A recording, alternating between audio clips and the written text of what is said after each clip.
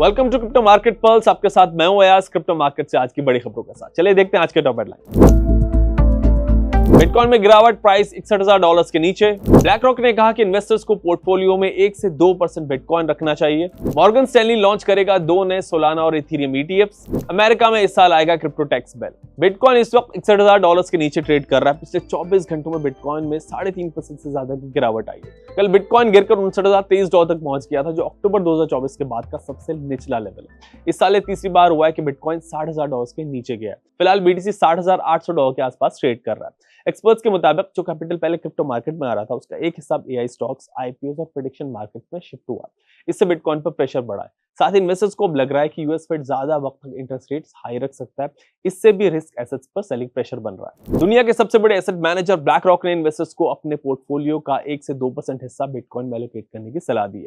Black rock का मानना है कि बिटकॉइन इन्वेस्टर्स को डाइवर्सिफिकेशन और लॉन्ग टर्म रिटर्न पोटेंशियल दोनों प्रोवाइड करता है। ब्लैक रॉक की इस रिकमेंडेशन से इन्वेस्टमेंट पोर्टफोलियो में बिटकॉइन एडॉप्शन को बढ़ावा मिल सकता है। यूएस सेनेट इस साल क्रिप्टो इन्वेस्टर्स के लिए कॉम्प्रिहेंसिव क्रिप्टो टैक्स बिल लाएगा, जो डिजिटल एसेट टैक्सेशन फ्रेमवर्क तैयार करेगा। सेनेट के Republican tax policy drafter Steve Dennis ने कहा है कि क्रिप्टो टैक्स लेजिस्लेशन का फ्रेमवर्क ऑलमोस्ट तैयार हो चुका है और इसे इस साल फॉल में, यानी कि सितंबर से नवंबर के बीच पेश किया जा सकता है। मॉर्गन स्टैनली अपनी 2 नई इथेरियम और सोलाना ईटीएफ्स लॉन्च करने जा रहा है। इन ईटीएफ्स के जरिए इंस्टीट्यूशनल और रिटेल इन्वेस्टर्स दोनों अपने ब्रोकरेज अकाउंट से ही इथेरियम और सोलाना में एक्सपोजर ले सकेंगे।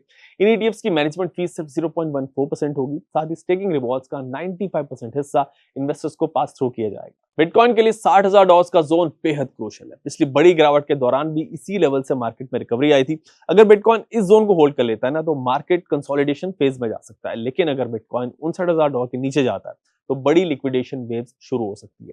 डेटा दिखाता है कि बिटकॉइन के $58,000 के नीचे जाने पर करीब $1.6 बिलियन के लॉन्ग पोजीशंस लिक्विडेट हो सकते हैं। इन फोर्स लिक्विडेशन से सेलिंग प्रेशर और तेज हो सकता है।